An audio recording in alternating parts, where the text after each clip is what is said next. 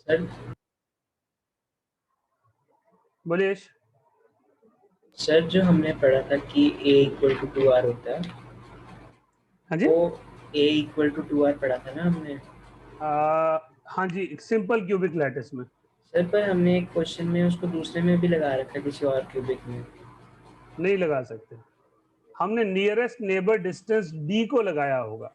d yes is sir. Always equals to 2r, a is may or may not be equals to 2r, but nearest neighbor distance is always equals to 2r। ये लिखा है हमने, screen पे आप देखें। d is always equals to 2r for all elementary solid and radius of cation plus radius of anion for ionic solids। Okay sir, वो मेरे को लगा कि a इक्वल टू d होता है ना, क्यों सिंपल नहीं नहीं क्यूबिक नहीं, में। वो तो सिंपल क्यूबिक में होता है खाली, है ना। ठीक है सर। हाँ जी। अनवी यस सर, मुझे ना एनसीईआरटी की एक लाइन में डाउट था। बोलो। उसमें अमorphous सॉलिड्स के नीचे अंदर लिखा है कि they may become crystalline at some temperature. So sir इसका रीजन क्या होगा, कैसे वही, हो? अगर अरेंजमेंट आ जाएगा तो अमॉर्फस क्रिस्टलाइन हो जाएंगे, है ना। मोल्टन स्टेट के बाद अगर स्लो ग्रेजुअल कूलिंग देते हो, सॉलिडिफिकेशन टाइम देते हो, तो कोई भी अमॉर्फस सॉलिड क्रिस्टलाइन सॉलिड बन सकता है।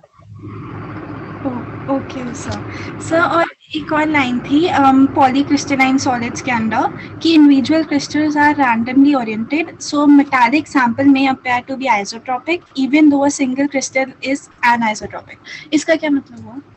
वो कह रहा है कि कई बार क्या होता है, क्रिस्टलाइजेशन में मल्टीपल क्रिस्टल एक दूसरे के साथ ब्लेंड हो जाते हैं, तो क्रिस्टलाइन स्ट्रक्चर एक से ज्यादा हो जाते हैं। तो इंडिविजुअल स्ट्रक्चर में एनाइसोट्रॉपी थी, लेकिन ओवरऑल स्ट्रक्चर एमॉर्फस जैसा अपीयर हो जाता है और आइसोट्रॉपी आ जाती है। अच्छा, okay sir, thank you. Okay बेटा, any other question?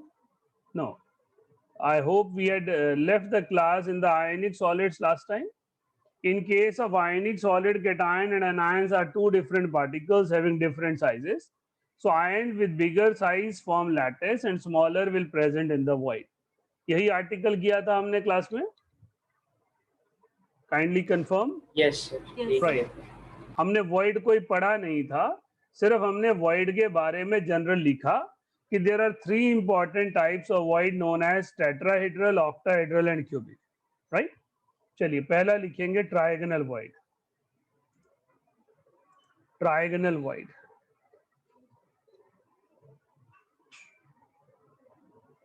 This is the simplest void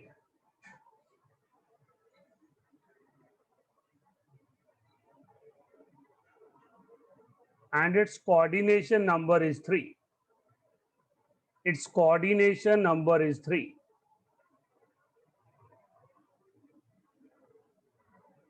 It is very rare in ionic solids. It is very rare in ionic solids.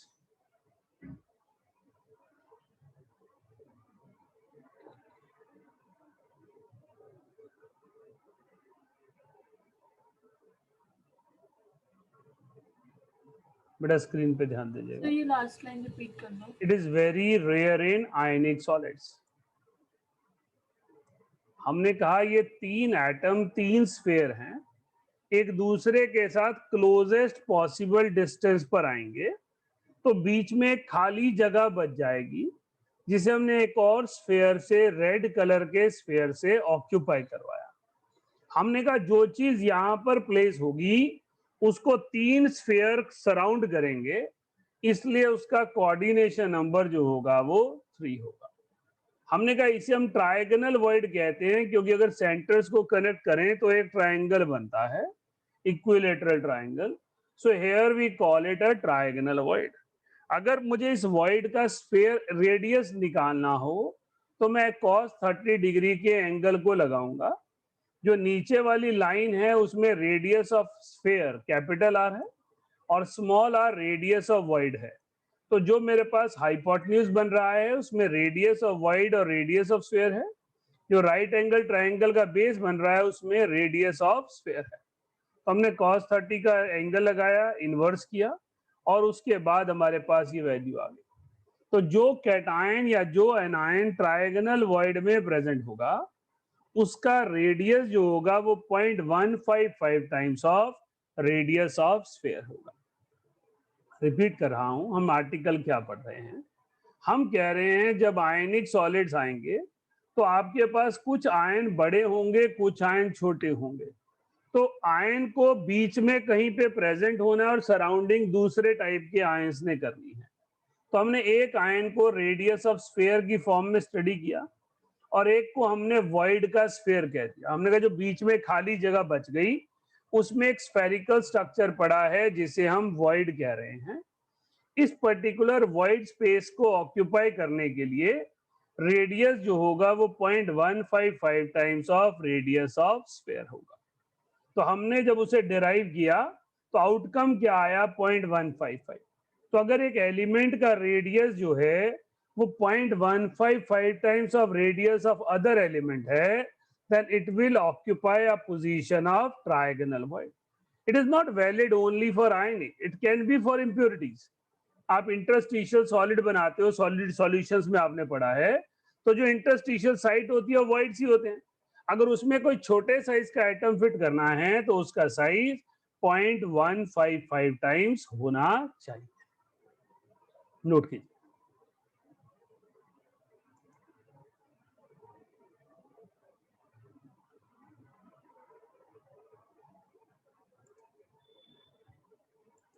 हाँ जी शाश्वत पूछिए। सर इसमें मुझे ये समझ नहीं आया कि ये कैपिटल आर और स्मॉल आर वाली लेंथ कौन सी कह रहे हो? दिख नहीं रहा वहां से?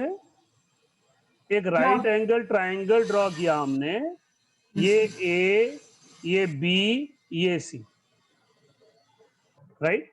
तो हमने कहा जो ए बी लेंथ है उसमें कैपिटल आर है, जो ए सी लेंथ है उसमें small r plus capital R है।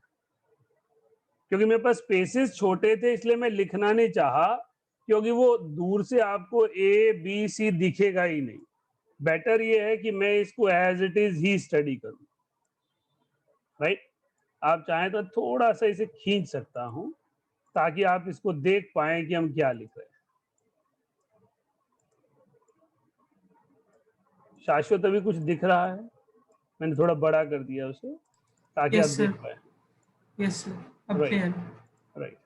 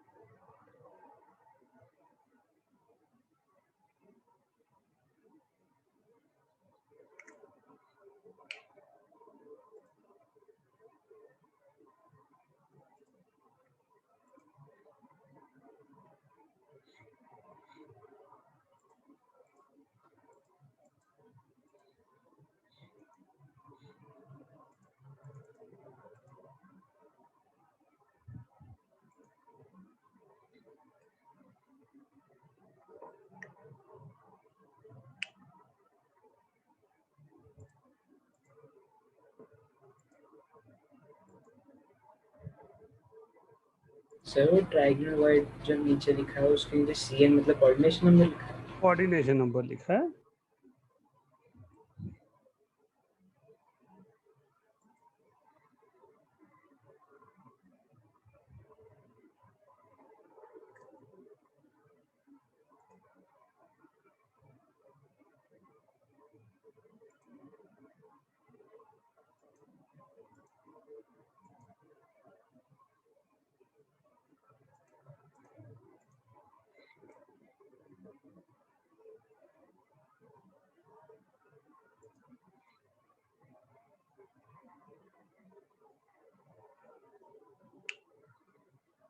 समझ आया क्या है?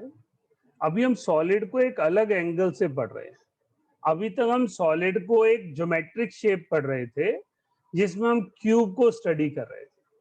क्यूब सॉलिड में एग्जिस्ट नहीं करता। सॉलिड में कॉन्स्टिट्यूएंट आर्टिकल पार्टिकल स्फीयर होते हैं। It can B atom, it can B ion, it can be anything. तो आपके पास जो कॉन्स्टिट्यूएंट पार्टिकल है वो एक स्फीयर है, तो एक्चुअल स्फीयर एग्जिस्ट करते हैं। जब स्फीयर्स को एक दूसरे के साथ जोड़ेंगे तो बीच में खाली जगह बच जाएगी। घर पर ही एक्सपेरिमेंट करके देखिए, 3 सेम साइज की बॉल लीजिए, बॉल की तरह कोई आर्टिकल हो आपके पास, चाहे वो आपके पास ऑरेंजेस पड़े हों या कोई बॉल्स पड़ी हों या बैलून्स फुलाए हुए हों, उनको कनेक्ट कीजिए, उनके सेंटर में जो जगह बचेगी उसे ट्रायगोनल वॉइड कहते हैं, जब तक वो अपनी लेयर के 3 एटम्स को सराउंड करेगी। जैसे उसका साइज बड़ा होगा और वो ऊपर वाले एटम को टच करेगी तो वो टेट्राहेड्रल वॉइड बन जाएगी।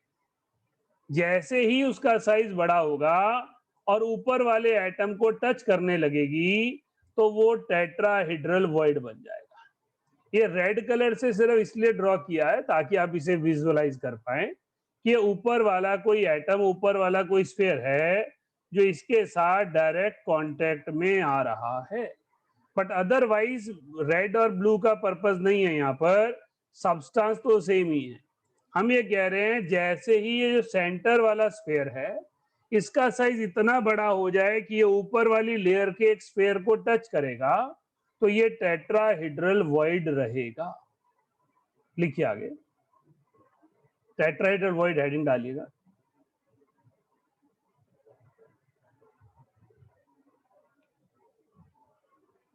Its coordination number is 4. Its coordination number is 4.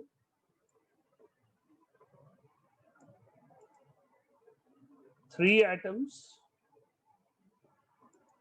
of its own layer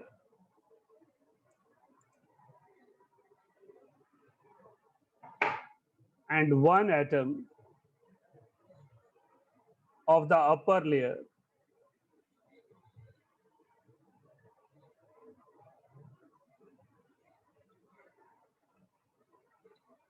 so size of tetrahedral void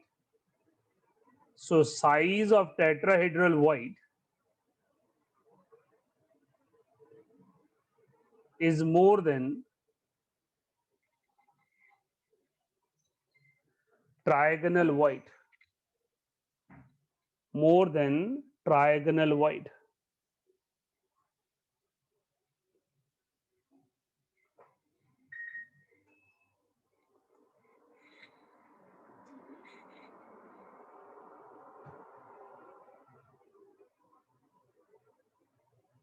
FCC arrangement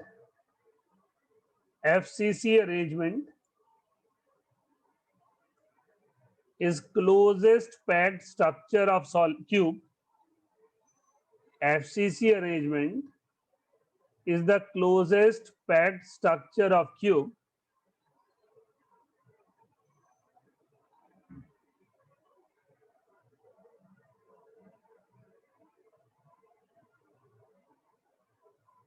and in a FCC lattice,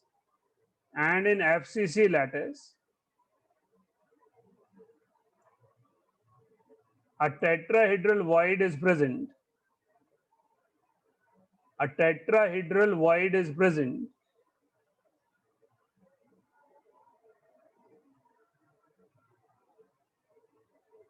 at 1/4 distance from a from a corner.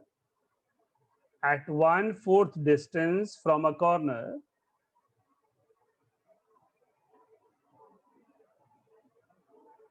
across body diagonal.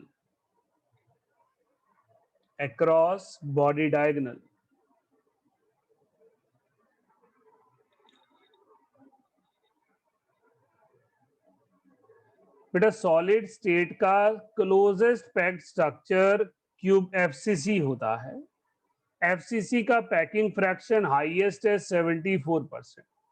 इसलिए हम main जो solid study करते हैं वो FCC lattice study करते हैं।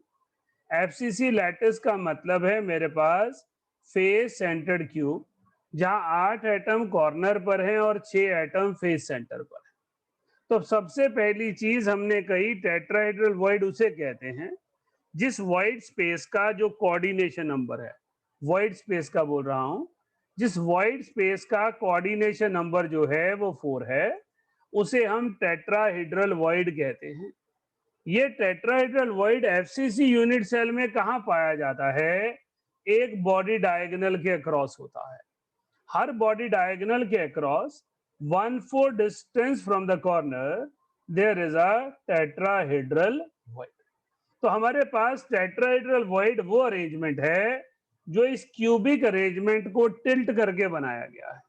ये sphere जो है वो मैंने ऐसे बनाए हैं, एक के ऊपर एक स्फेयर रखा है, लेकिन जब मैंने इसको क्यूब में स्टडी किया है तो मैंने इसको टिल्ट कर दिया है, टेढ़ा कर दिया है। तो मैं टेढ़ा करके उसके ऊपर की पोजीशन देख रहा हूं।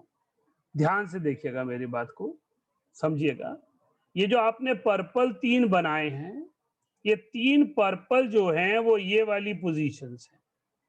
ये आपके पास एक पर्पल है, ये आपके पास दूसरा पर्पल है, और ये आपके पास तीसरा पर्पल है।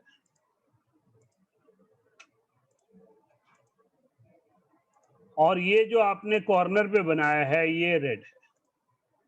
तो ये टेढ़े हैं, ऐसे हैं, 3 उसके ऊपर एक बनाए ऐसे हैं, लेकिन क्यूब में हमें टिल्ट करके देखने पड़े हैं। आप मेरे हाथ की तरफ ध्यान दें, हमने ऐसे एक ट्रायंगल बनाया 1 2 3 का, उसके ऊपर एक एटम रखा। This is what we had shown as tetrahedral. जब उसे क्यूब में बनाना था तो स्लाइटली टिल्ट कर दिया। तो मेरे पास जो क्यूब दिख रहा है वहां पर ये तीनों एटम एक दूसरे के साथ ट्रायंगुलर फॉर्म में कोऑर्डिनेट कर रहे हैं।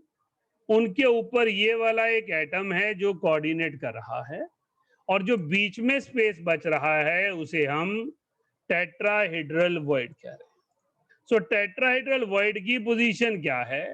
Tetrahedral void is present at 1/4 distance from a corner across face centered cubic lattice, right? तो हमारे पास टेट्राहेड्रल वॉइड बड़ा होता है, इसका कोऑर्डिनेशन नंबर 4 होता है, 3 एटम अपनी लेयर के टच करता है और एक एटम अपर लेयर का टच करता है। जब इसे क्यूब में देखा जाता है तो टिल्ट करके, टेढ़ा करके देखा जाता है। जब ये स्फेयर में स्टडी होता है तो डायरेक्ट लेयर्स हैं, एक के ऊपर एक के ऊपर एक, लेकिन जब हम इसे क्यूब में बनाते हैं तो हम थोड़ा सा टेढ़ा करके देखते हैं। जो 3 आपने ये पर्पल वाले स्फेयर बनाए हुए हैं, ये 3 फेस सेंटर हैं, और जो एक रेड वाला बनाया है वो एक कॉर्नर है। तो 3 पर्पल के ऊपर एक कॉर्नर है, उसके बीच में जो स्पेस है उसे टेट्राहेड्रल वॉइड कहा जाता है, राइट? तो हमारे पास इस तरह से इन एटम्स को हमने प्रोजेक्ट करना है और स्टडी करना है। तो हमारे पास ये एटम, अगर मैं इसको बड़ा कर दूं, ये एटम इसको मैं बड़ा कर दूं, ये एटम इसको मैं बड़ा कर दूं, और इनको मैं एक दूसरे के साथ क्लोज कांटेक्ट में ले आऊं, तो जो अरेंजमेंट मेरे पास बन कर आता है उसे टेट्राहेड्रल वॉइड कहा जाता है, राइट? लिखिएगा आगे। There are 2 tetrahedral void on each body diagonal.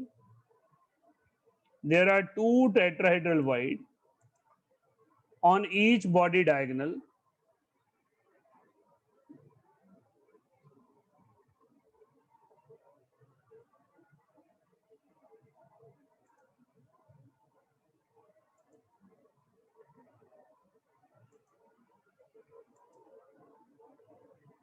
Tetrahedral void can also be considered as tetrahedral void can also be considered as center of 1/8 of cube, center of 1/8 of FCC unit cell or cube.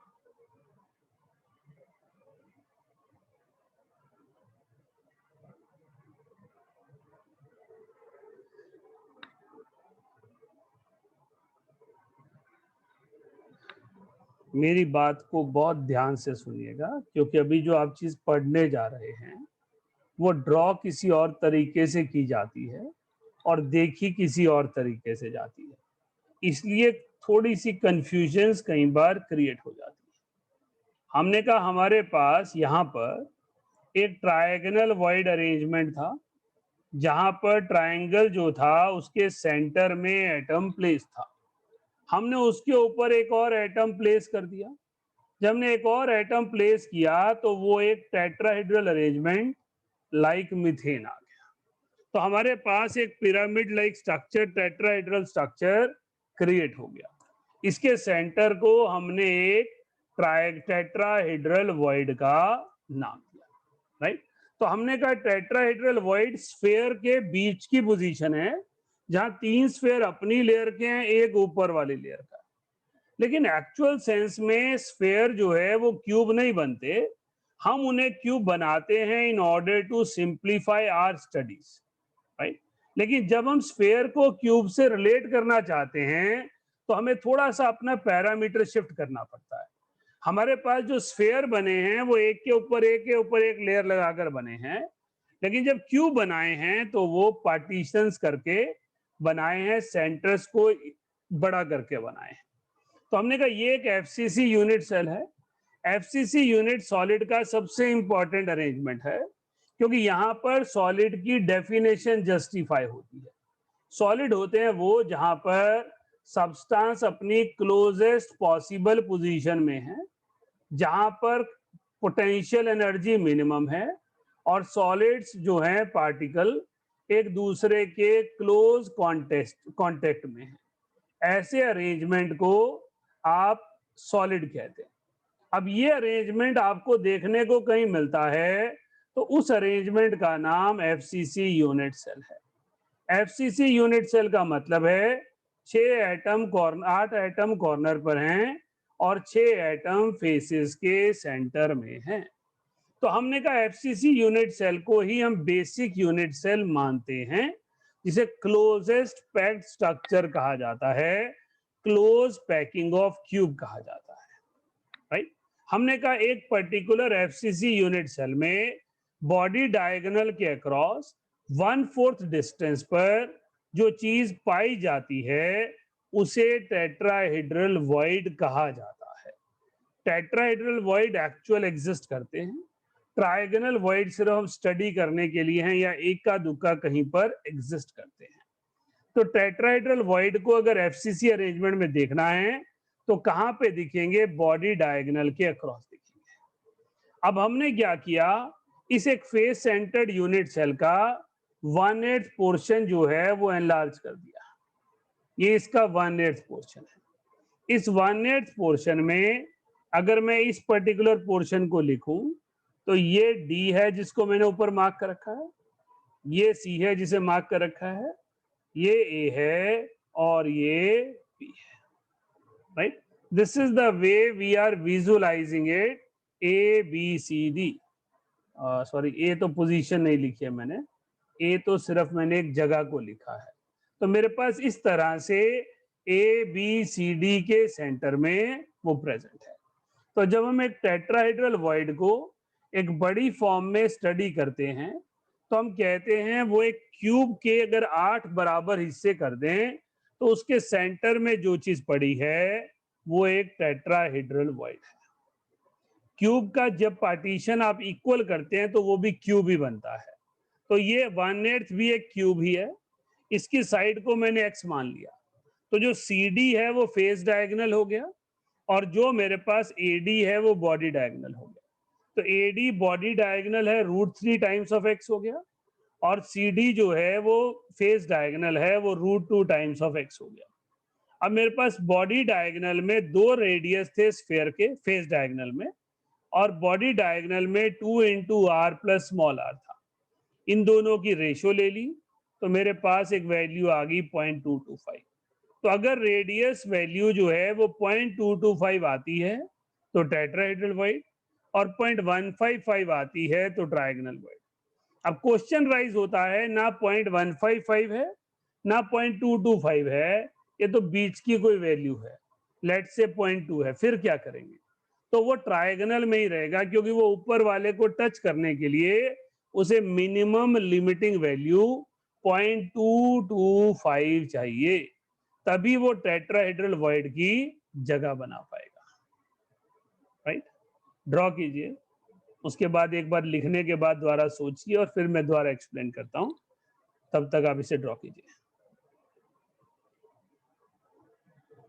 आप जो पढ़ रहे हैं इस वक्त वो सिर्फ तब दिखेगा जब आप उसे मेरे पर्सपेक्टिव से देखेंगे। जो दिख रहा होगा वो नहीं, क्योंकि हम देख कुछ और रहे हैं, हमारी आंखों को परसीव कुछ और हो रहा है, पर वो है कुछ और, क्योंकि हम उसे 2D में देखना चाह रहे हैं।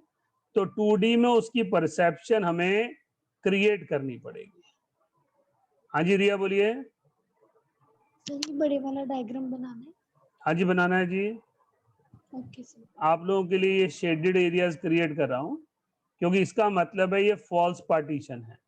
ये सिर्फ एफसीसी के सेंटर को क्लियर करने के लिए ड्रॉ किए गए।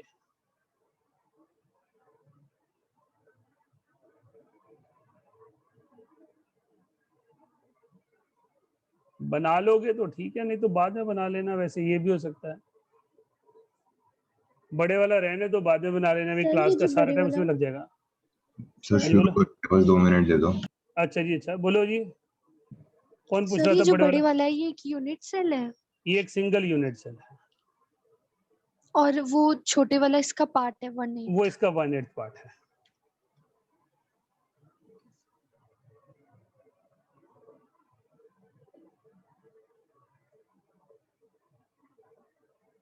इसीलिए जो बीच वाले पार्टीशन है वो डॉटेड बनाए हैं, ताकि आप समझ पाएं कि वो एक्चुअल पार्टीशन नहीं है, वो सिर्फ हाइपोथेटिकल लाइंस हैं जो हमने क्रिएट की हैं, ताकि हम इसकी पिक्चर को, इसकी इमेजिनेशन को बेटर बना पाए।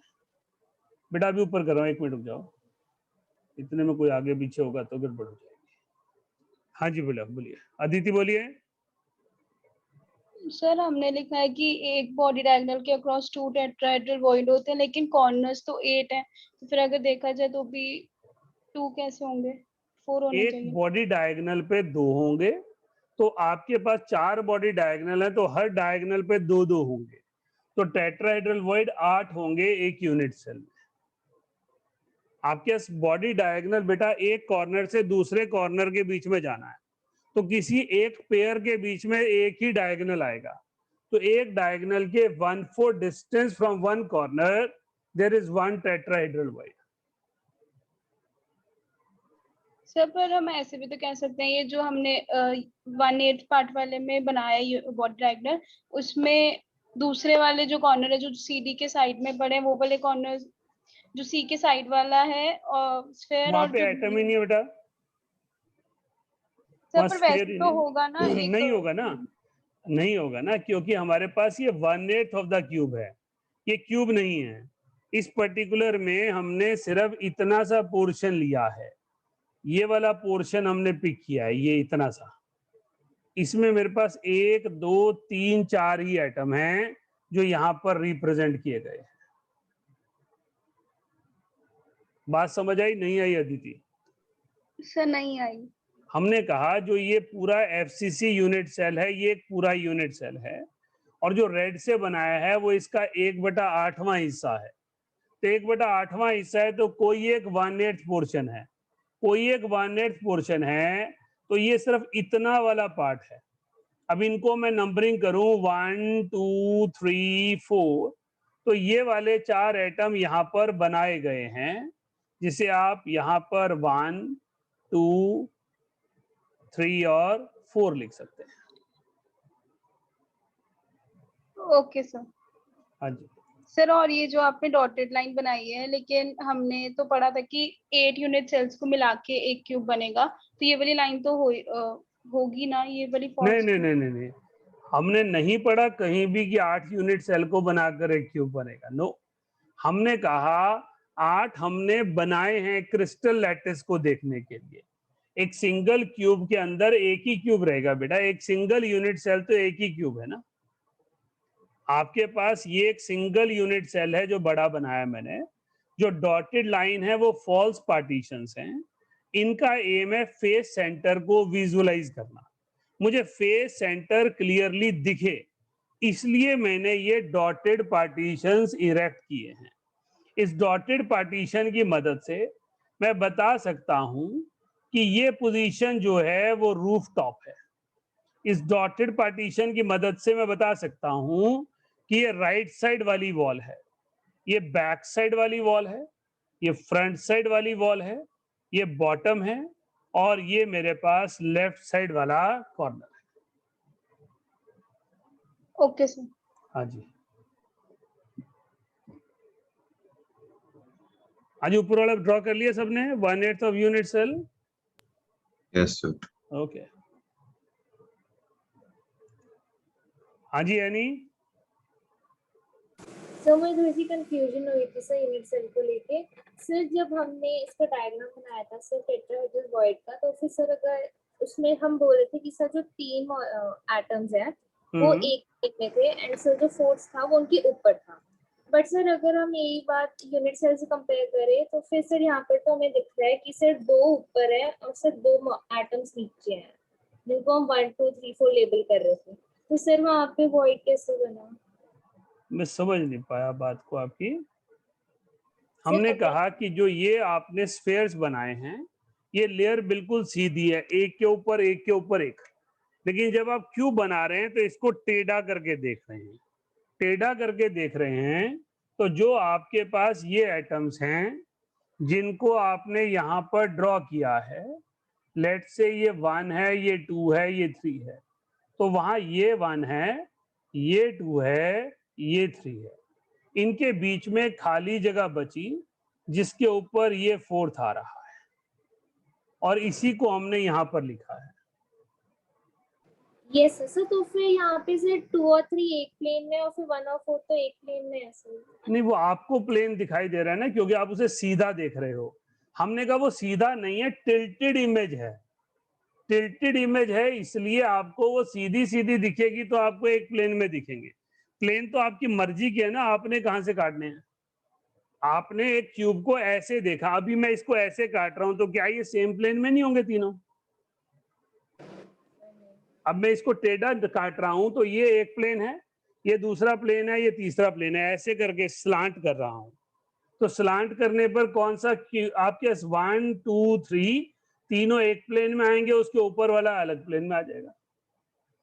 आप प्लेन जो है वो रूफ को बोल रहे हो, इसलिए आप कह रहे हो 1 और 2 मुझे एक प्लेन में दिखाई दे रहे हैं, 3 और 4 नीचे वाले प्लेन में दिखाई दे रहे हैं जो आधे में काट रहा है। मैं कह रहा वो प्लेन है ही नहीं, ये प्लेन टिल्टेड प्लेन्स हैं। सर ये टिल्टेड वाली बात समझ नहीं आई। समझ में तो आ गई, मानना नहीं चाह रहे, क्योंकि टिल्टेड क्यों है, ऐसा क्यों है? तो विजुअलाइज नहीं हो पा रहा है इसमें। नहीं नहीं, विजुअलाइजेशन तो होनी नहीं है ना, क्योंकि विजुअलाइजेशन के लिए हमें सोचना पड़ना है कि टेढ़ा रखा हुआ है, टेढ़ा रखा हुआ है तो टेढ़ा रखेंगे तभी तो करेंगे। आप इसको ऐसे करके विजुअलाइज करो, क्या ये आपके पास सेम प्लेन नहीं हुआ? मेरे को तो सेम प्लेन दिखाई दिया। ये आपके पास ये एक प्लेन है ट्रायंगुलर, ये ट्रायंगुलर प्लेन है, ये आपके पास दूसरा ट्रायंगुलर प्लेन है, और ये आपके पास इसके ऊपर वाला एटम हो गया, ये इसके ऊपर वाला एटम हो गया। अच्छा, यस सर, यस सर। यही तो इतनी देर से बोल रहा हूँ, टिल्टेड प्लेन्स हैं, right? We don't have solid structure in a same way. तो हम जब स्फेयर बना रहे होते हैं तो हमें एक के ऊपर एक लेयर दिख रही होती है, लेकिन जब हम क्यूब बना रहे होते हैं तो वो आपके पास टिल्टेड लेयर्स हैं, टेढ़े प्लेन काटे हुए हैं। Yes sir. हाँ जी, नेक्स्ट क्वेश्चन आर्ची। सर मुझे वो 1/8 आपने जो ऊपर बनाया उसमें डाउट था। बोलो। सर इसमें जो आपने 3 सर इसमें जो ए है इसके ऊपर तो मतलब वो टेट्राहेड्रल जो वॉइड के जो 4 स्फीयर्स होते हैं, वो जो ए पर तो कोई नहीं है ना? ए पे कोई स्फीयर नहीं, बिल्कुल सही है। तो सर हमने एडी को एज इन इसलिए ज्वाइन किया क्योंकि वो उस पे बॉडी डायगोनल पे लाई कर रहा है। बिल्कुल इसलिए किया, हमने कहा हमारे पास जो ये लेयर है इसमें जो ये डिस्टेंस है वो हमारे पास √3a/2 है। Okay sir.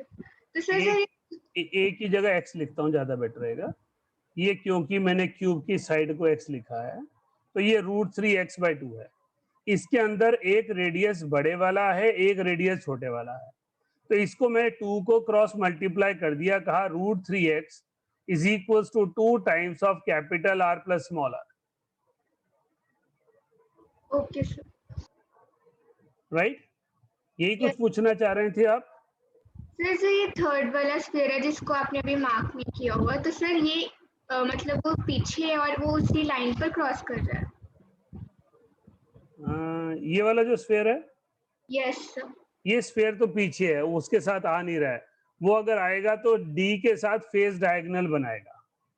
Okay sir. हाँ जी, हाँ जी अक्षा। सर हमने ए डी को √3x और is equal to 2r + 2r क्यों लिया है? ये जो भी समझाया, हमने कहा जो एडी डिस्टेंस है वो √3x/2 है, और जो उसमें है वो capital R plus small r है। तो मैं 2 को दूसरी साइड ले गया तो √3x की वैल्यू क्या आ गई? 2r capital plus small r। Sir लेकिन ये तो हम तब लेते थे ना जब बीच में सेंटर में होता था, बॉडी सेंटर में एटम होता था। ये बॉडी सेंटर में ही तो है, ये 1/8 ऑफ द क्यूब है, और इस क्यूब की एक साइड की वैल्यू x है, तो ये बॉडी डायगोनल है AD। तो उस बॉडी डायगोनल की वैल्यू क्या होगी? √3x। उसमें सेंटर में ये है और कॉर्नर पे ये है, तो ये डिस्टेंस कितना हुआ? √3x/2। तो √3x क्या हो गया? 2 into capital R plus small r। लेकिन सर हम अभी फेस सेंटर नहीं कर रहे थे, मुझे भी कंफ्यूजन है अभी भी। नहीं, फेस सेंटर क्या कर रहे हैं? मेरे को बता तो सही, फेस सेंटर क्यूब की बात कर रही है? Yes sir. ओके, अभी मैं समझ गया आपकी बात को। हम face centred cube, body centre cube पढ़ते हैं, लेकिन जो हम अभी पढ़ रहे हैं वो हम फेस सेंटर्ड क्यूबिक अरेंजमेंट पढ़ रहे हैं। हम कह रहे हैं ये फेस सेंटर्ड क्यूबिक अरेंजमेंट है, इसमें 8 एटम कॉर्नर पे, 6 एटम फेस सेंटर पर हैं। एक बॉडी डायगोनल एक कॉर्नर से लेकर डायगोनली अपोजिट कॉर्नर के बीच बनाया गया, और उसके 1/4 डिस्टेंस पर एक टेट्राहेड्रल वॉइड प्रेजेंट है। इतनी बात समझ आती बेटे आपको? Yes sir. राइट। अभी हमने क्या किया, ये एक छोटा सा पोर्शन लिया और उसको हमने एनलार्ज कर लिया। हमने इस पोर्शन को एनलार्ज करके इस फॉर्म में ड्रॉ किया, तो ये छोटा सा पोर्शन भी अपने आप में क्यूब हो गया। राइट। हमने कहा इस पर्टिकुलर क्यूब के बिल्कुल सेंटर में जो चीज पड़ी है उसका नाम टेट्राहेड्रल वॉइड है। ये जो टेट्राहेड्रल वॉइड के लिए क्यूब बनाया है, इसमें 3 फेस सेंटर और एक कॉर्नर को कवर किया गया है। इसमें 3 फेस सेंटर, ये डी वाला, बी वाला, ये पीछे वाला, ये 3 फेस सेंटर लिए हैं और एक कॉर्नर लिया है। इनके बीच में जो चीज पड़ी है वो टेट्राहेड्रल वॉइड है। अब हमें टेट्राहेड्रल वॉइड का रेडियस रेशियो निकालना है, तो हम 1/8 ऑफ यूनिट सेल से निकाल रहे हैं, जो अपने आप में एक क्यूब बन गया। अभी समझ आया नहीं आया? यस सर, क्लियर है। अभी ये body centred cubic unit cell बिल्कुल नहीं है, we are studying face centred cubic unit cell only. लेकिन हम ये कह रहे हैं कि इस क्यूबिक यूनिट सेल के अगर 8 इमेजिनरी हिस्से कर दो, तो उस 1/8 हिस्से के सेंटर में जो चीज पड़ी होगी वो टेट्राहेड्रल वॉइड होगी।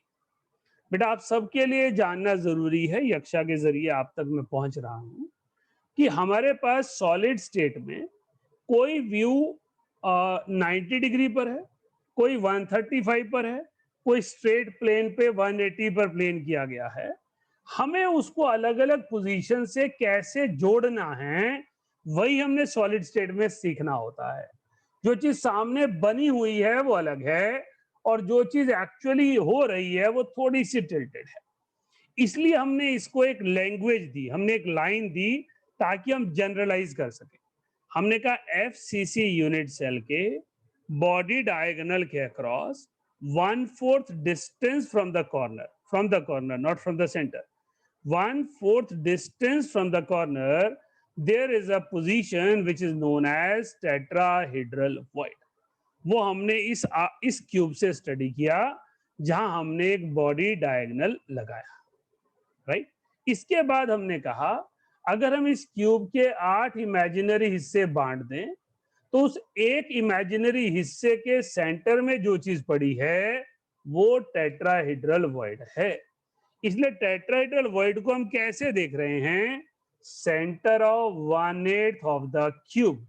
इसलिए body diagonal body centred cube जैसी चीज दिखाई दे रही है, लेकिन ये बॉडी सेंटर क्यूब नहीं है, ये 1/8 of the complete unit cell है, which is made up of 3 corners, 3 face center and 1 corner. हाँ जी, नेक्स्ट क्वेश्चन अंश बोलिए। सर इसमें जो पूरा समझाया टेट्राहेड्रल वर्ड, इसमें एफसीसी का बस ये रोल है ना कि भी लाइक जो इसका यूनिट सेल होएगा उसके बॉडी डायगोनल में 2 टेट्राहेड्रल वर्ड होंगे। बिल्कुल ठीक है। एक्चुअली एफसीसी यूनिट सेल बेटा हमने जब फर्स्ट टाइम इसको पढ़ा पैकिंग फ्रैक्शन को, तो हमने कहा सिंपल क्यूब में 52% होता है, बॉडी सेंटर में 68% होता है और एफसीसी में 74% होता है। तो क्यूबिक अरेंजमेंट की क्लोजेस्ट पैक्ड स्ट्रक्चर को एफसीसी यूनिट सेल कहते हैं।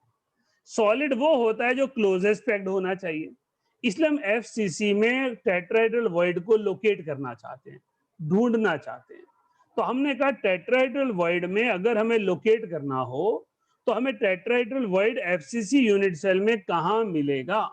It will be found at 1/4 distance from the corner across body diagonal, क्योंकि बॉडी डायगोनल जो रेड से मैंने ड्रॉ किया है वो इस लाइन के अक्रॉस बनाना और देखना आसान है, बाकी कॉर्नर से देखना मुश्किल है, इसलिए मैंने बाकी सारे ड्रॉ नहीं किए। अदरवाइज क्या होता, बहुत सारी कंफ्यूजन क्रिएट हो जाती। अगर मैं चारों बॉडी डायगोनल बनाना चाहता हूं तो मैं इस बॉडी डायगोनल को यहां से यहां इरेक्ट करूंगा, करेक्ट। अब मैंने इसको ये लाइन दे दी, इसके बाद मैंने यहां से इमेजिनरी एक और बॉडी डायगोनल खींचा और ये एक लाइन दे दी, फिर मैंने एक और बॉडी डायगोनल खींचा और यहां से यहां तक एक लाइन दे दी।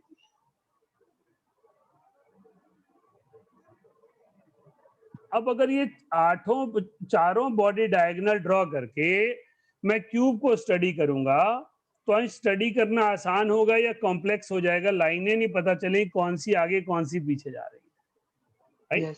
इसलिए हमने क्या किया, हमने कहा हम सारे बॉडी डायगोनल्स को स्टडी नहीं कर रहे हैं, सिर्फ एक बॉडी डायगोनल को स्टडी करके उसको जनरलाइज कर दे रहे हैं, because we are studying crystalline solid long range order.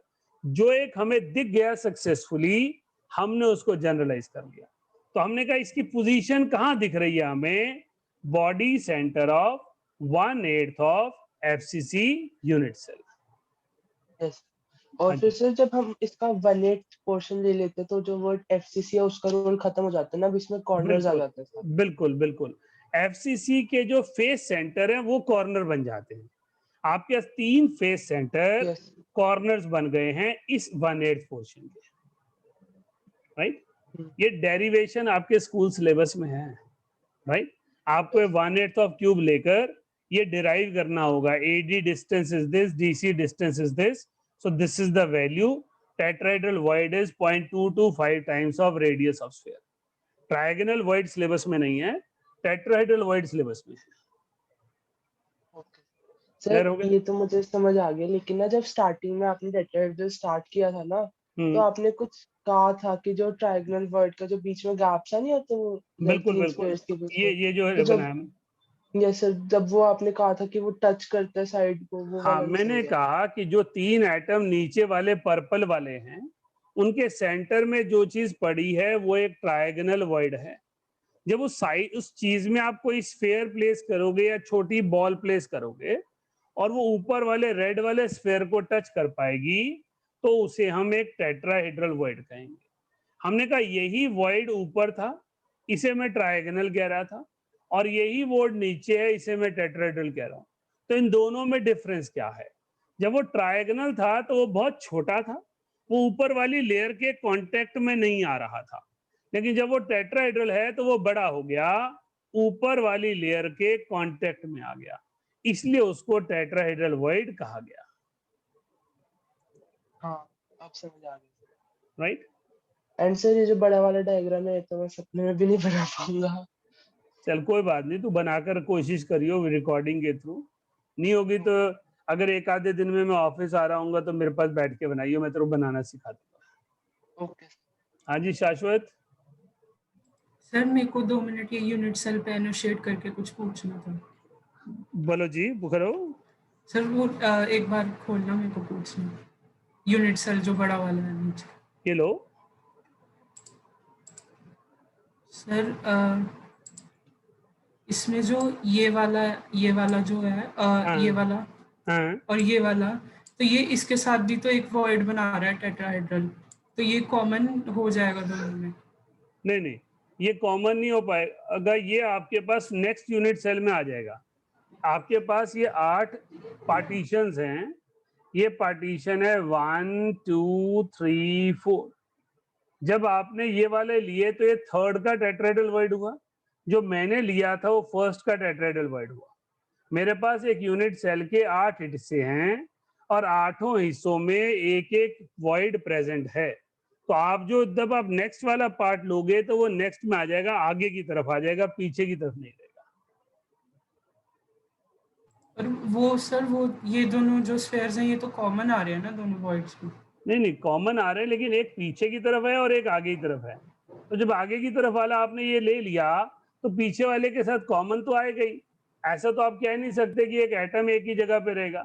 आप पूरे सॉलिड स्टेट में क्या कहते हैं, one atom can contribute in more than one planes. तो आपके एक एटम पिछली साइड पर है और एक एटम अगली साइड पे है। तो अगली साइड पे वो आगे की तरफ जाएगा और पिछली साइड पे वो पीछे की तरफ आएगा। Okay sir. हाँ जी, हाँ जी, नेक्स्ट। That's all.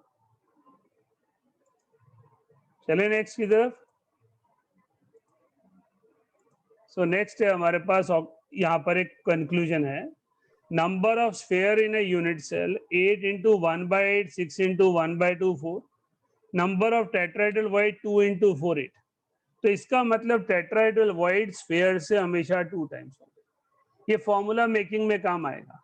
अगर आपके पास 100 एटम सर्टेन एलिमेंट एक्स के हैं तो टेट्राहेड्रल वॉइड कितने होंगे, 200, बिकॉज रेशियो इज 1:2। तो tetrahedral void number of sphere के हमेशा 2 टाइम्स होंगे।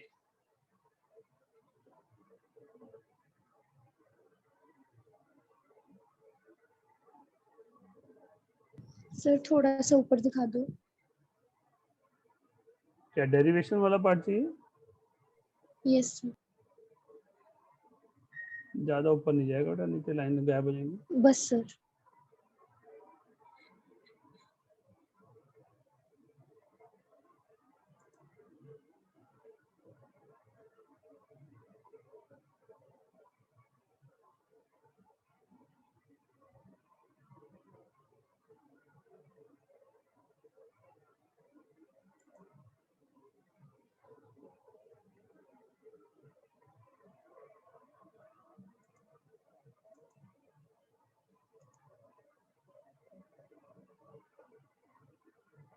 हाँ जी, हो गया। चले नेक्स्ट वर्ड की ओर। जो जो लाइंस मैंने लिखवाई हैं आपने केयरफुली शाम को ठंडे दिमाग से बैठ के आज ही पढ़नी है, कल के लिए नहीं छोड़नी है। क्योंकि आप इस वक्त सॉलिड स्टेट की ऐसी चीज पढ़ रहे हैं जिसमें 2 अलग अलग परसेप्शंस हैं। एक व्यू लेटरल व्यू है, तो एक व्यू जो है वो हॉरिजॉन्टल व्यू है। एक जगह मैं ऊपर से देख रहा हूँ स्फेयर स्फेयर स्फेयर की लेयर्स, और एक जगह साइड से देख रहा हूँ कि जब मैं इसको क्यूब बना दूंगा तो कैसा दिखेगा। तो दोनों व्यूज अलग हैं, लेकिन हम 2D में दोनों को साथ बना रहे हैं, तो हमें दोनों एक जैसे दिखने चाहिए। हम उन्हें ढूंढने की कोशिश करते हैं। लेकिन अगर आप मेरी दी हुई लाइंस को ध्यान से पढ़ेंगे तो आपको दिखेगा वो जो मैं बताना चाह रहा हूँ। अभी आप वो लाइंस पहली बार पढ़ रहे हैं, इसलिए वो मेमोरी में तो है नहीं। जो आंखों को दिख रहा है वो डाइजेस्ट नहीं होता। यार ये चीज मुझे यहाँ कैसे दिख रही है, I am not able to see it, right. लेकिन जब आप उसको ध्यान से शांति से पढ़ेंगे और लाइंस को इंटरप्रेट करेंगे तो आप समझ जाएंगे मैं क्या कहना चाह रहा हूँ। नेक्स्ट लेते हैं, octahedral void. Octahedral void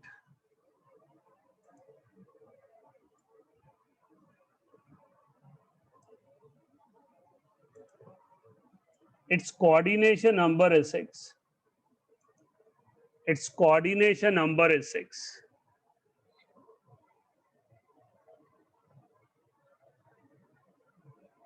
Three spheres of its own layer,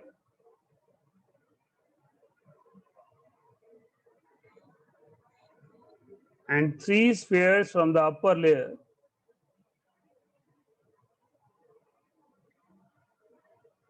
are in contact with octahedral void.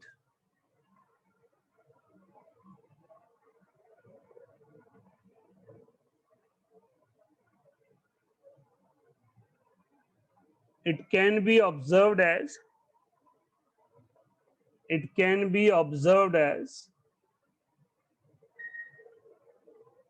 common center of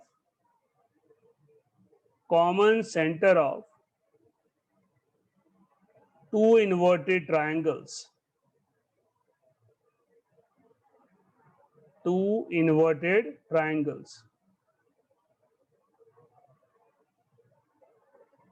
अभी स्क्रीन पे ध्यान देंगे। ये पर्पल वाले 3 स्फीयर वही चले आ रहे हैं जो आपने ऊपर ड्रॉ किए थे। मैंने इनके सेंटर्स को कनेक्ट किया और वहां से एक ट्रायंगल बन गया। मैंने इनके सेंटर्स को कनेक्ट किया और वहां से एक ट्रायंगुलर अरेंजमेंट बन गया। मैंने इसके ऊपर 3 रेड वाले स्फीयर्स को प्लेस किया और उनके सेंटर्स को कनेक्ट किया तो एक और ट्रायंगल बन गया। तो ये जो सेंटर क्रिएट हुआ उसे ऑक्टाहेड्रल वॉइड कहते हैं।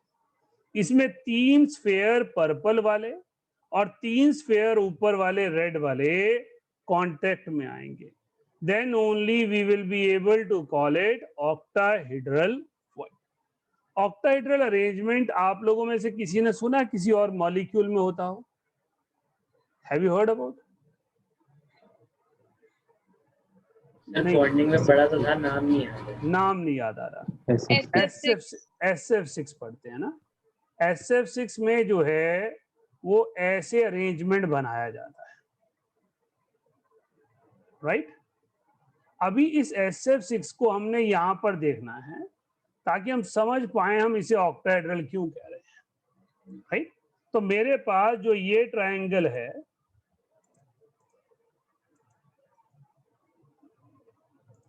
just wait, copy paste,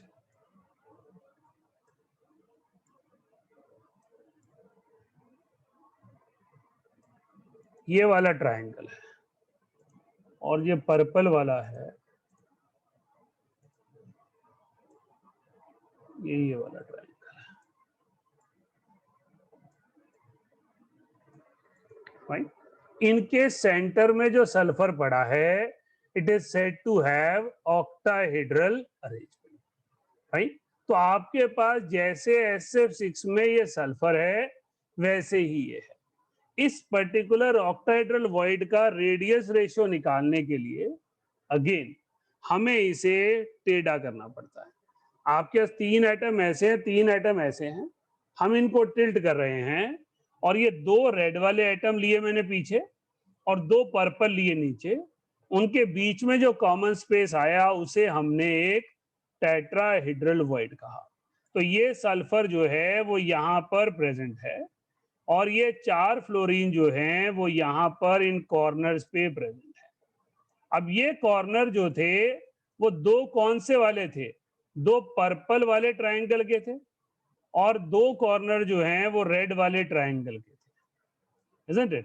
हमारे पास ये 2 जो हैं वो इस ट्रायंगल से आए। तो हमारे पास इस तरह से एक ऑक्टाहेड्रल वॉइड के अरेंजमेंट को हम विजुअलाइजेशन देने की कोशिश कर रहे हैं, जिसको हमने ऐसे लिया। हमने कहा ये एक स्क्वायर बन गया और इसके सेंटर को कनेक्ट किया, राइट एंगल ट्रायंगल बन गया। तो AC लाइन जो है वो डायगोनल बन गई √2a, AB लाइन जो है साइड बन गई है। इसमें आपके पास 2 रेडियस पर्पल वाले आ गए और इसमें 2 रेडियस पर्पल और रेड वाले आ गए और एक डायमीटर ग्रीन वाला आ गया। तो 2 times of capital R plus small r आ गया। उसकी रेशियो ली और ये वैल्यू 0.414 आ गई, राइट? लिखिएगा आगे। इन FCC unit cell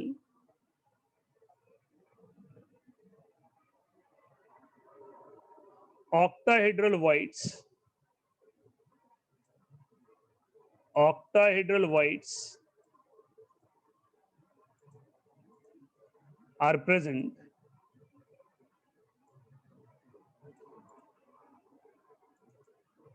at edge centers and body center.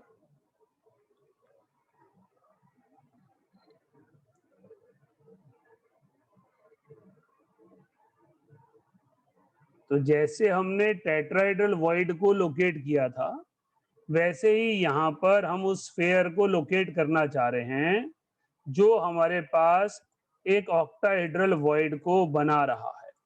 तो हम कह रहे हैं ऑक्टाहेड्रल वॉइड की लोकेशन क्या है?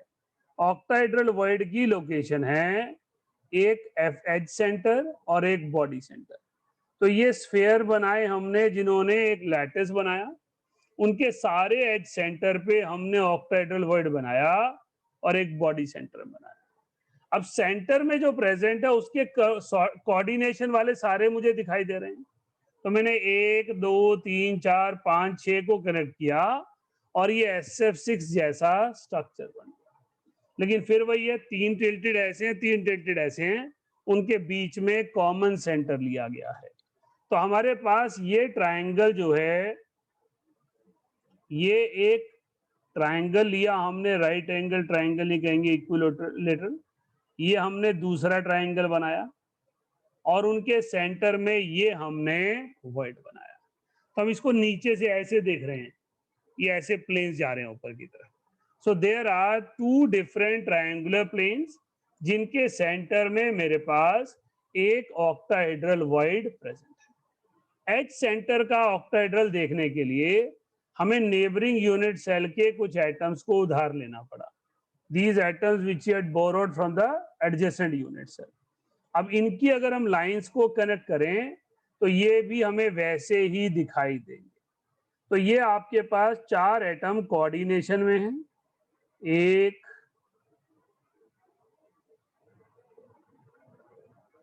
2 3 4। ये एक पर्टिकुलर प्लेन में आपको दिखाई दे रहे हैं जिसके जरिए आपने एक टोटल स्फीयर बना के कंपेयर किया। ये आपका जो ऊपर वाला एटम है वो इन दोनों के साथ कोऑर्डिनेशन में, और नीचे वाला भी इनके साथ कोऑर्डिनेशन में।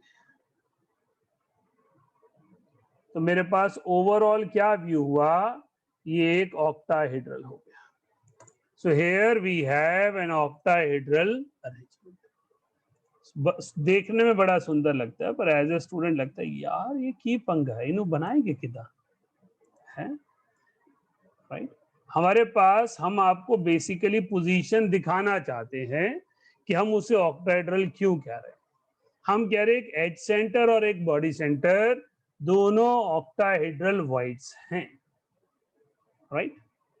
चलिए ड्रॉ कीजिए, इसको ड्रॉ कीजिए पहले, सिंपल वाली चीजों को। हाँ जी रिया बोलिए। सर आप इस बड़े वाले डायग्राम को रोटेट करके नहीं दिखा सकते? प्लेन्स का समझ नहीं आ रहा, कैसे प्लेन्स बोल रहे हैं? आपके पास जो प्लेन्स हैं वो ट्रायंगुलर प्लेन्स है ना। आप इस पर्टिकुलर प्लेन को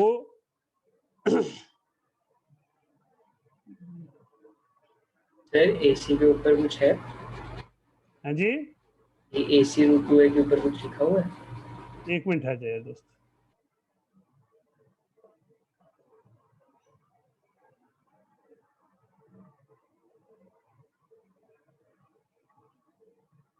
ये हमारे पास एक ट्रायंगुलर प्लेन बना, ये देख सकते हैं आप, क्लियर है ये प्रिया? Yes sir. हम ये कह रहे हैं कि ये जो हमने ब्लू से भी 3 लाइनें कनेक्ट की, ये एक ट्रायंगुलर प्लेन है, ये एक सिंगल प्लेन है और ये दूसरा प्लेन है जिसके ऊपर एटम को प्लेस किया गया। इन दोनों के सेंटर में एटम को प्लेस किया गया।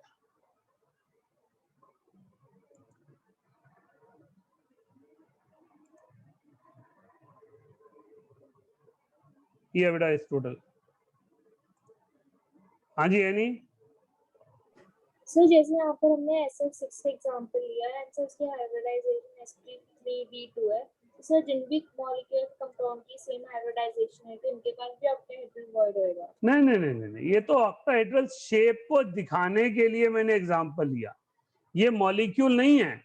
SF6 में ये सॉलिड अरेंजमेंट है ऐसा नहीं बोल रहा हूं। ऑक्टाहेड्रल क्या होता है इसको दिखाने के लिए मैंने उसका एग्जांपल लिया। This is not SF6 structure. आपके यहाँ जो एक स्फीयर आप बना रहे हो, पर्पल वाला, रेड वाला, ग्रीन वाला, वो अपने आप में एक कंप्लीट मॉलिक्यूल है। We are justifying one complete molecule on one particular direction. Okay sir. हाँ जी,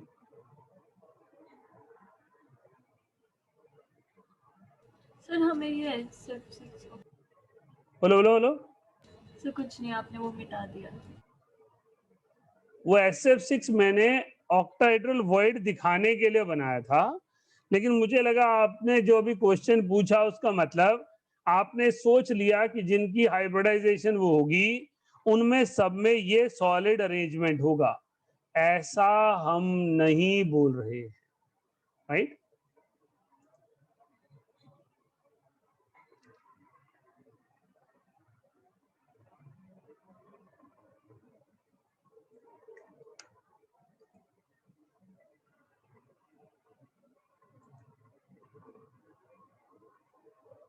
चलिए बड़े वाला क्यूब बनाना पड़ेगा, नीचे वाला बना लो, बढ़िया है, नहीं बनता रहने दो। आपको ये डेरिवेशन आएगी सिलेबस में, बोर्ड फाइनल एग्जाम्स में। ऑक्टाहेड्रल और टेट्राहेड्रल दो ही सिलेबस में है, यहां से शुरू करनी है derivation. That octahedral void can be seen as a centre of a square obtained from the four atoms. So we can project it as a right angle triangle ABC. So length AB is equals to 2R and length AC is equals to 2 into R plus R. तो इनकी values डाल के just ये justify करना है, nothing else.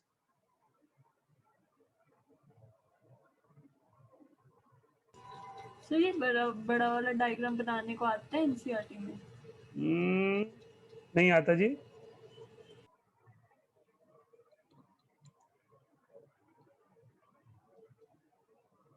Derivation tetrahedral और उसकी पहले वाली की टेट्राहेड्रल और ऑक्टाहेड्रल की आती है, मैंने ये कहा।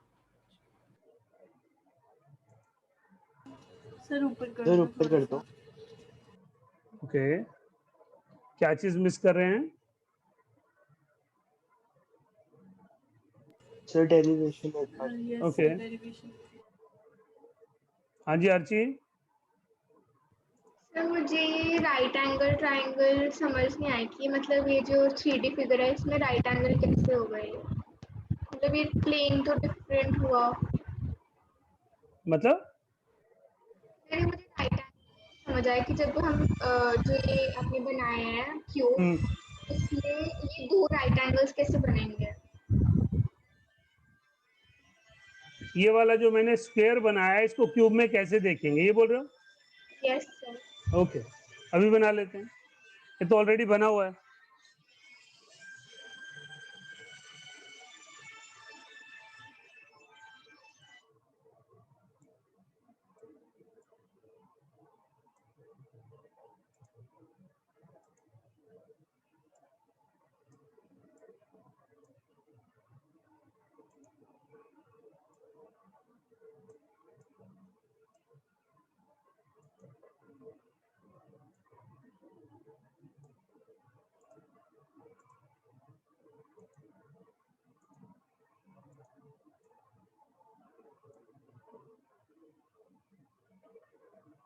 बड़े जो रेड वाला और आपको ये स्फीयर दिखाई दे रहा था वो ये स्फीयर है, ये वाला स्फीयर है।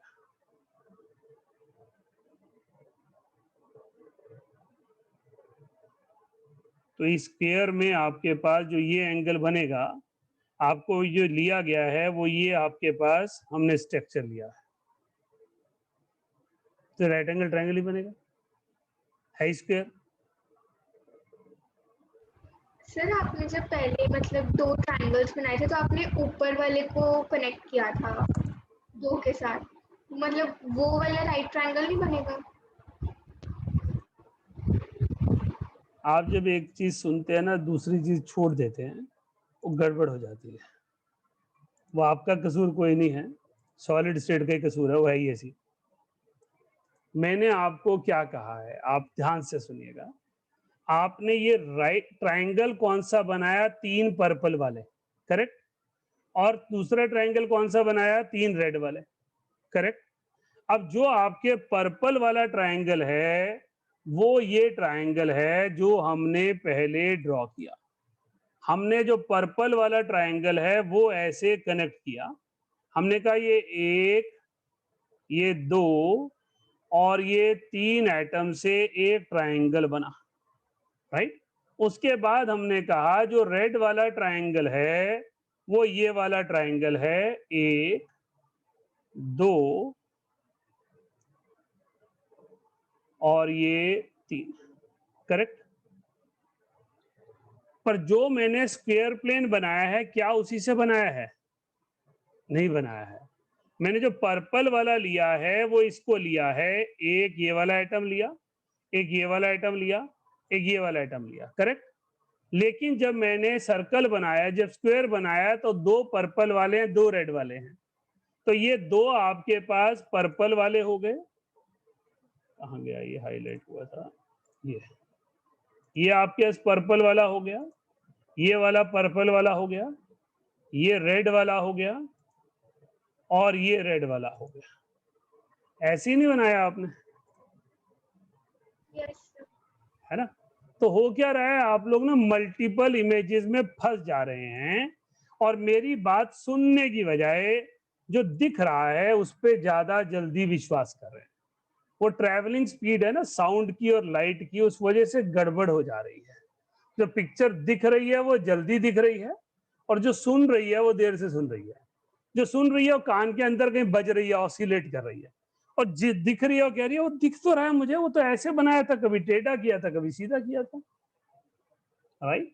सॉलिड स्टेट में जो पोर्शन आप इस वक्त कर रहे हैं उसको अलग अलग एंगल से विजुअलाइजेशन देते हैं in order to understand the solid state.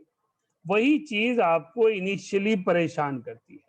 मैंने आपको कहा कि जो चीज आपको इस वक्त कंफ्यूज कर रही है, आप एक बार आज रात को ही ध्यान से पढ़िएगा, आपको लगेगा अननेसेसरी उलझा रही थी, था ही कुछ नहीं, राइट। लेकिन अभी डाइजेस्ट नहीं हो रही होती, क्योंकि हमें एक प्लेन ट्रायंगुलर वाला दिख रहा है और एक स्क्वायर प्लेन दिख रहा है। ये दोनों प्लेन ड्रॉ सेम पेपर पे किए गए हैं, लेकिन ये दोनों प्लेन ही अलग हैं, राइट। पेपर नोटबुक का जो है, जो क्लास का पेपर है, वो तो सेम ही है, उसमें ट्रायंगुलर फेस एक है और स्क्वायर दूसरा है, लेकिन उनको देखने के लिए हमने ट्रायंगल्स को टेढ़ा किया है ताकि उसको हम स्क्वायर प्लेन में देखकर डिराइव कर पाए। हाँ जी आरसी। यस सर, आगे। ओके, चलिए आगे कंक्लूड करते हैं। Number of sphere in unit cell 8 into 1/4 plus 6 into 1/2. Number of octahedral void 12 into 1/4 plus 1, that is 4. So number of octahedral void is equals to number of sphere. तो overall ratio क्या आ गई मेरे पास, जितने atom present होंगे उतने ही octahedral void होंगे और उससे 2 टाइम्स जो हैं वो टेट्राहेड्रल वॉइड होंगे। हमने जो कुछ भी पढ़ा वो ड्रॉ करने के लिए कहीं नहीं आएगा, वो सिर्फ हमारी इमेजिनेशन के लिए है, हमने लोकेट करना है। जो काम आना है वो ये रेड बॉक्स है, जो मेन आपसे पूछा जाना है। अगर मेरे पास 100 एटम है तो बताओ वॉइड कितने होंगे? 300। 100 will be octahedral and 200 will be tetrahedral, right. FCC unit cell को बेसिक सेल लिया गया क्योंकि वो closest packed structure of cubic lattice है, इसलिए हम सारी चीज स्टडी एफसीसी पर करते हैं और उसके बाद वो जनरलाइजेशन सभी जगह लगा देते हैं। एन क्या है यहाँ पर? Number of sphere forming unit cell. It can be atoms, it can be ions, it can be molecules. void is the free space left behind when spheres are arranged. जब हम स्फेयर्स को, balls को arrange करते हैं, जो चीज बीच में बच जाती है उसे वॉइड कहते हैं। आयनिक सॉलिड में इस जगह पर छोटे साइज का आयन आता है, एलिमेंट्री सॉलिड में इस जगह पर इम्प्योरिटीज आती हैं। तो how large a size we can fit into it, we can calculate like this. Clear? ये 0.144 कब आएगा? जब ये सारे स्फेयर एक दूसरे के क्लोज कांटेक्ट में होंगे, राइट? ये 0.15225 कब आएगा? जब ये सारे स्फेयर एक दूसरे के कांटेक्ट में होंगे। ये 0.155 कब आएगा? जब ये सारे स्फेयर एक दूसरे के कांटेक्ट में होंगे। हम आयनिक सॉलिड पढ़ रहे हैं, आयनिक सॉलिड में एनायन बड़े हैं, कैटायन छोटे हैं। तो वॉइड की जगह पर कैटायन सोचिए और स्फेयर की जगह पर एनायन सोचिए। सोचिए क्या एनायन एक दूसरे को टच कर रहे होंगे सॉलिड में? एनायन एनायन कांटेक्ट क्या सही मायने में पॉसिबल है? नहीं है, because they will repel each other. That means the ratio will be lying between the limits. 0.155 से 0.225 के बीच में ट्रायगोनल रहेगा। 0.225 आते ही टेट्राहेड्रल हो जाएगा 0.414 तक। 0.414 से आगे ऑक्टाहेड्रल रहेगा जब तक वो क्यूबिक नहीं पहुंच जाता। क्यूबिक वॉइड जो है वो सिंपलेस्ट वॉइड है, जिसमें आपके पास जो एक एटम है, स्फेयर है, वो क्यूब के सेंटर में प्रेजेंट है। हाँ जी अंश बोलिए, क्या पूछना है? सर अभी हमने लिखा कि number of octahedral words equals 4, तो ये हमारे एक यूनिट सेल में 4 ऑक्टाहेड्रल वर्ड्स होते हैं। बिल्कुल जी बिल्कुल। हमने कहा 12 एजिस पे हैं और एक बॉडी सेंटर में है। यस, तो ये जो हमारा प्रॉपर पूरा डायग्राम बनता है, इसको हम क्या कहेंगे? लाइक ये एक यूनिट सेल है, सिंगल यूनिट सेल। ये जो हमने एक दो राइट एंगल स्टार से बनाया, बड़े स्मार्ट से इसको हम एक यूनिट सेल ये कहेंगे। एक सिंगल यूनिट सेल है जिसमें 8 ग्रीन वाले कॉर्नर पर हैं, 8 ग्रीन वाले फेस सेंटर्स में हैं, और जो 12 रेड वाले हैं वो एज सेंटर में हैं, और एक रेड वाला क्यूब सेंटर में है। तो सर जो टेट्राहेड्रल में थे उसमें तो बहुत सारे बन रहे थे, लाइक एक 1/8 में इतने सारे टेट्राहेड्रल बन रहे थे, फिर नहीं उस नहीं वाले नहीं, नहीं इमेज को क्या? उसमें भी 1/8 में 1 टेट्राहेड्रल वॉइड था। पूरे यूनिट सेल में 8 टेट्राहेड्रल वॉइड थे, वही यहाँ पे लिखा है। तो अगर इसमें आपके पास वो होंगे तो वो भी साथ में ही होंगे। हो सकता है किसी कंपाउंड में ऑक्टाहेड्रल और टेट्राहेड्रल दोनों वॉइड पड़े हों। अगर दोनों वॉइड पड़े होंगे तो टेट्राहेड्रल वॉइड ऐसे आपको दिखाई देगा, ये सेंटर से जाएगा और यहाँ कहीं पर कॉर्नर पे आपके पास एक टेट्राहेड्रल वॉइड पड़ा होगा, ऐसा कुछ एक यहाँ पड़ा होगा, राइट? तो सॉलिड बहुत कॉम्पैक्ट हो जाएगा। ऐसे सॉलिड्स में इंस्टेबिलिटी इंक्रीज हो जाती है, राइट? तो हमारे पास या तो टेट्राहेड्रल वॉइड होते हैं या ऑक्टाहेड्रल वॉइड होते हैं, depending upon the size of cation and anion. Sir मुझे समझ नहीं आया, लाइक 1/8 ऑफ यूनिट सेल में एक टेट्राहेड्रल कैसे होगा? वर्ड एक सेंटर में है तो कॉर्नर्स अगर चेंज कर देंगे तो टेट्राहेड्रल वर्ड भी तो हो सकता है। ये एक ही तो टेट्राहेड्रल वॉइड है कॉर्नर पे, 1/8 ऑफ बॉडी सेंटर में। आपके जो 1/8 कॉर्नर रहेगा वो तो एक यूनिट सेल का ही रहेगा ना। आपने एक यूनिट सेल का 1/8 ऑफ पार्ट ले लिया तो उसमें जो ग्रीन वाले आइटम है वो तो फिक्स ही है, वो आपकी मर्जी से तो बदल नहीं सकते, क्योंकि वो आपने पीस काटा है पूरे यूनिट सेल में से। Yes sir. हाँ जी, ओके हाँ जी अमोल बोलिए। वो आपके डायनिक और एनायनिक वाला पॉइंट बोल रहे थे, एक बार रिपीट। बेटा मैंने कहा कि जो ये बड़े वाले स्फेयर बना रहे हैं जिसको हम कैपिटल आर लिख रहे हैं, ये एनायंस हैं, और जो छोटे वाले स्फेयर बना रहे हैं जो वॉइड में हैं वो कैटायन हैं। जो रेडियस रेशियोज हमने निकाली हैं 0.155, 0.225 और 0.414, वो परफेक्ट है जब एटम एक दूसरे को टच कर रहे हों। But similar charge particles can not have contact with each other. As a result, our arrangement is always a loosely packed arrangement, जहां एक एटम दूसरे एटम से एक सर्टेन डिस्टेंस से सेपरेटेड है। तो एटम एक दूसरे से एक डेफिनेट डिस्टेंस पर होंगे, वो कांटेक्ट में नहीं होंगे। तो जो अरेंजमेंट होगा वो लिमिट्स के बीच में आएगा, मोर प्रिसाइज वैल्यू नहीं आएगी। वो सिर्फ तब आ सकती है अगर we avoid anion anion contact. Yes sir. और सर जो यूनिट सेल है, इसके जो सेंटर में, बॉडी सेंटर में एटम है, उसको हम सल्फर मतलब कह सकते हैं, उस तरीके से सल्फर। हम जो बॉडी सेंटर में यूनिट सेल के पढ़ा है उसे एक ऑक्टाहेड्रल वॉइड कहते हैं, एफसीसी यूनिट सेल में, सब में नहीं। एफसीसी यूनिट सेल का जो बॉडी सेंटर होता है वो एक ऑक्टाहेड्रल वॉइड होता है। अब उस ऑक्टाहेड्रल वॉइड में आपकी मर्जी है, जो मर्जी करो। अगर आप SF6 ही देख रहे हो तो ये सल्फर एटम है।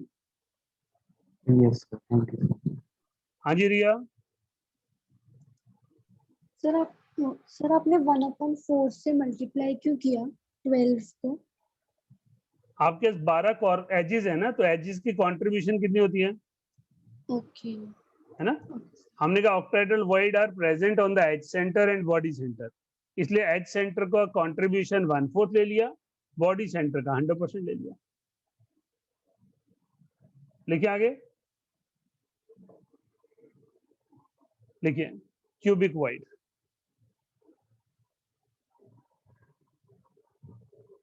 It is the largest void in a cubic unit cell.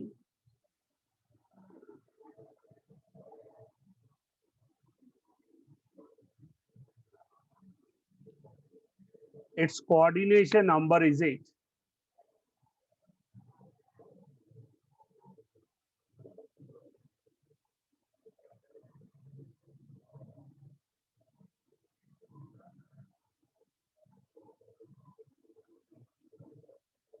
It is present in simple cubic unit cell. Simple cubic unit cell.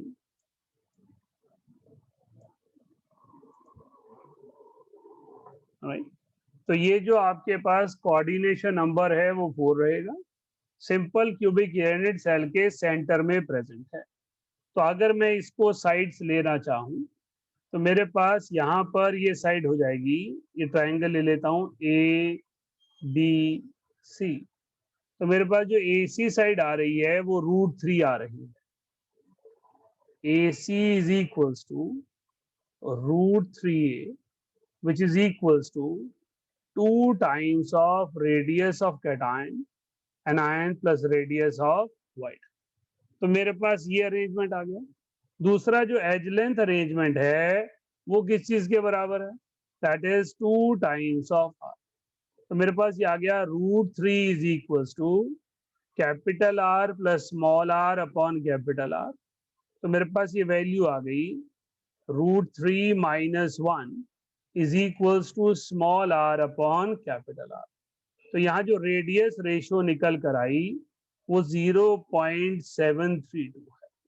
तो वॉइड और स्फीयर की रेडियस रेशियो 0.732 जब तक नहीं आ जाती तब तक वो टेट्राहेड्रल वॉइड है। जब 0.732 आ जाएगी तो वो क्यूबिक वॉइड हो जाएगा और उसका कोऑर्डिनेशन नंबर 8 हो जाएगा। नोट कीजिए।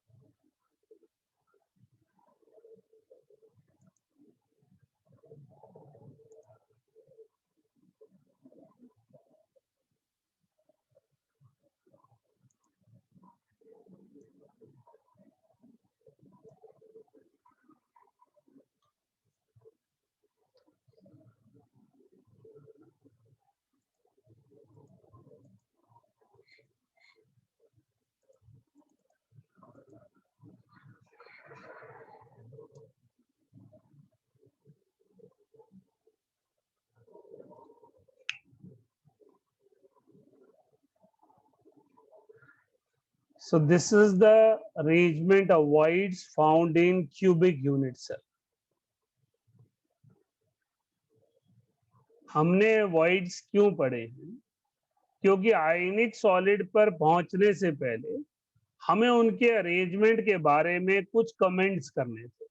हमें पता होना चाहिए था कि हमारे पास आयनिक सॉलिड में एटम्स और आयन सेम साइज के नहीं हैं, तो उनका जो साइज है डिफरेंट होने के कारण एक आयन वॉइड बनाएगा और एक लैटिस पॉइंट बनाएगा। एलिमेंट्री सॉलिड्स में वॉइड खाली जगह का नाम है और आयनिक सॉलिड में वॉइड की जगह पर स्मॉलर साइज आयंस प्रेजेंट हैं।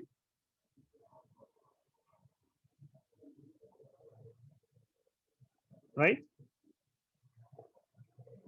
तो यहां हमने कंक्लूड किया इसे एक टेबल फॉर्म में कि रेडियस रेशियो का मतलब होता है ratio of cation to the ratio of anion. Cation का मतलब है आपके पास वॉइड, एनायन का मतलब है एटम। तो एटम और आयन का जो रेडियस रेशियो है, अगर वो 0.155 से 0.225 के बीच आता है तो कोऑर्डिनेशन नंबर 3 रहेगा। अरेंजमेंट को हम ट्रायगोनल वॉइड अरेंजमेंट कहेंगे। और अगर मेरे पास 0.225 से 0.414 आता है तो अरेंजमेंट को हम टेट्राहेड्रल कहेंगे। 0.414 से 0.732 आता है तो ऑक्टाहेड्रल, और 0.732 से 1 आता है तो क्यूबिक और बॉडी सेंटर वॉइड कहलाएगा। यहाँ नोटवर्दी फीचर क्या है? हर रेडियस रेशियो की जो मैक्सिमम लिमिट है वो मैक्सिमम लिमिट वैल्यू है जो नेक्स्ट को जाती है। सो 0.225 ट्रायगोनल नहीं है, 0.225 टेट्राहेड्रल है। So it should be slightly smaller than that. 0.225 से स्लाइटली स्मॉलर होगा तभी वो ट्रायगोनल होगा, अदरवाइज 0.225 टच करने पर वो टेट्राहेड्रल हो जाएगा। राइट? नोट कीजिए।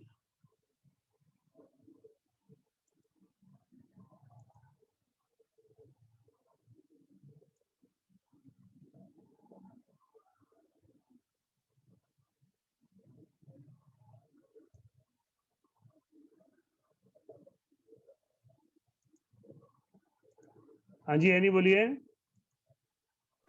सर तो फिर अगर रेडियस रेशियो सर 0.15 से कम आएगी तो फिर सर हम उस कंपाउंड को एक आइडियल सॉलिड कंसीडर कर सकते हैं जिसमें कोई वॉइड्स नहीं है।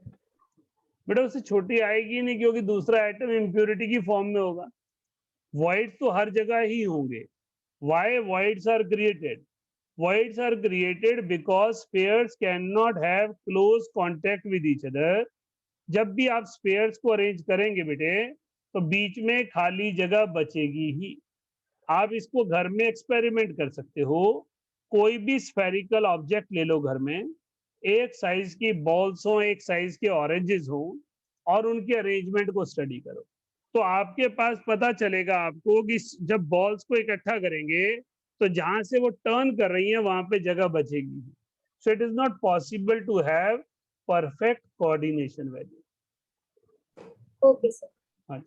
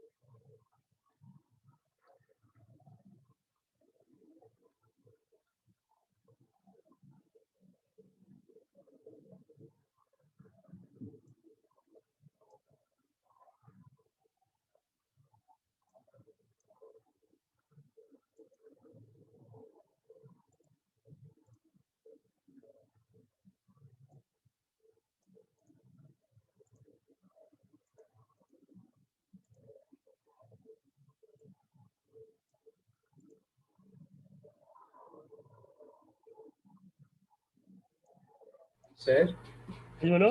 अगर 0.414 आया तो किसमें आएगा? 0.414 इज ऑक्टाहेड्रल। क्योंकि अपने टेट्राहेड्रल में भी लिखा है। बेटा यही समझाया मैंने कि जो मैक्सिमम वाली वैल्यू है वो नेक्स्ट में जाएगी, प्रीवियस में नहीं आएगी, इसलिए मैंने कहा स्लाइटली स्मॉलर देन दैट होना चाहिए।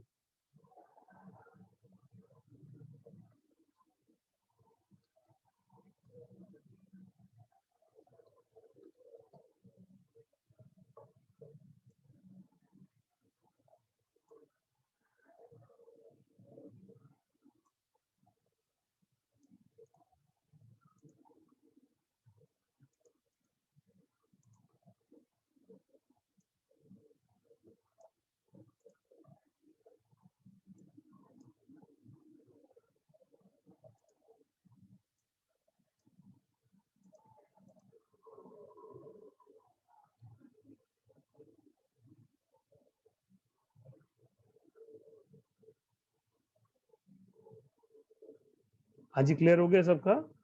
सो this is the way we have to work upon. तो अभी हमने आज की क्लास से क्या समझा है कि void is a space left behind when spheres are arranged. These voids are vacant in case of elementary or molecular solids, but in ionic solids, bigger size ion is responsible for forming lattice and smaller size ion is responsible for forming a void space. तो जो छोटे size का ion होगा वो void बनाएगा, क्योंकि छोटे size का आयन स्टैंडर्ड है कि कैटायन होता है, इसलिए radius ratio of void to the that of sphere is also known as radius ratio of cation to that of anion. Clear है? चलिए फिर एक क्वेश्चन लिखते हैं इस पर कि कैसे क्वेश्चन बनाया जा सकता है।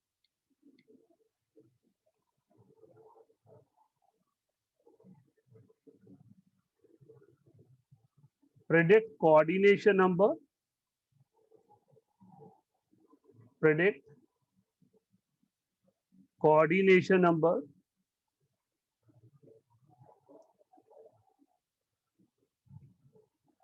and type of arrangement. Type of arrangement low, void बताने आपने। If पहला दिया आपको radius of cation 76 picometer and radius of anion is 422 picometer. Second दिया आपको radius of cation 175 picometer and radius of anion 216 picometer. Third दिया आपको radius of cation is 109 picometers and radius of anion is 195 picometers. सब में nearest neighbour distance radius of cation plus anion से बनता है, लेकिन एक्चुअल अरेंजमेंट क्या आता है वो हम आगे चल के बढ़ेंगे। अभी हमने सिर्फ अरेंजमेंट सीखा है on the basis of radius ratio of cation and anion.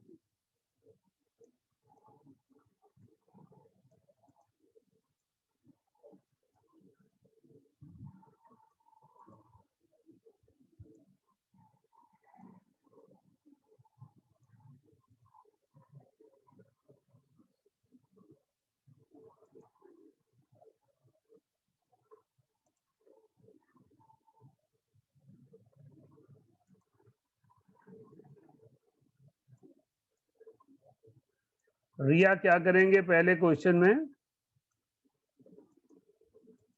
Sir radius of cation upon radius of anion. Right, वहां से रेडियस रेशियो आएगी और उसे कंपैरिजन करें। यस।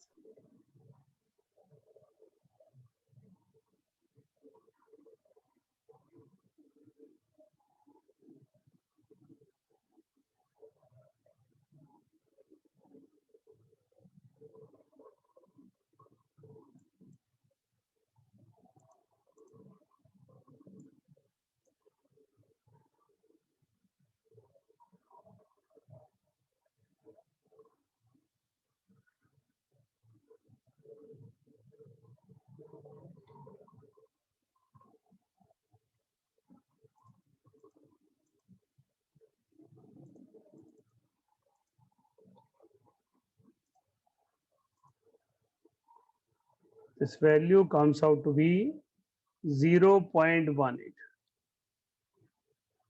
शाश्वत इसका मतलब क्या अरेंजमेंट होगा? सर ट्राइगनल होगा। ट्रायंगल होगा। और कोऑर्डिनेशन नंबर क्या होगा?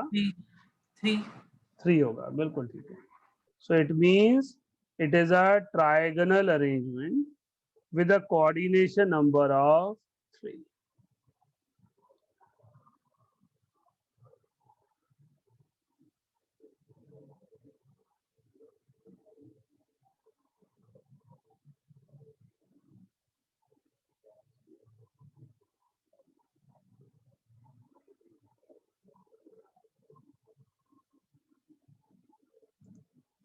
यश गुप्ता सेकंड की वैल्यू क्या आई?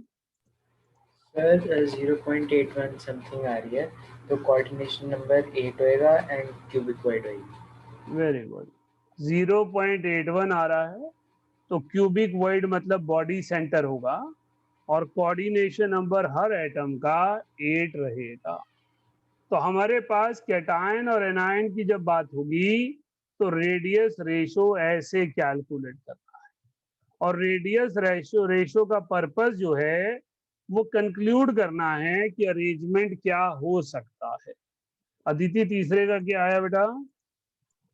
सर 0.55 आ रहा है और ऑक्टाहेड्रल वॉइड होगा विद कोऑर्डिनेशन नंबर 6। Right.